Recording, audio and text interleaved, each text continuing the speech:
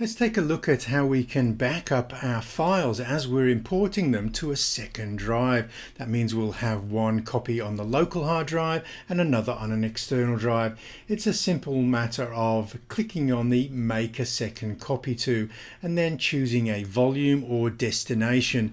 Now I'm choosing an external drive, and I'm going to choose or create a folder on that external drive for those backups.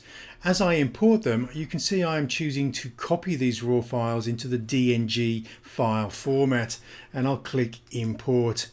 Now, as they're importing, I'll quickly switch over to my Finder window to show you that these images are being imported by date, the date they're being imported onto that second drive, and they're also retaining the proprietary raw file format of the camera manufacturer. So I have the local files as DNGs and the backup files in the proprietary raw file format of the camera manufacturer.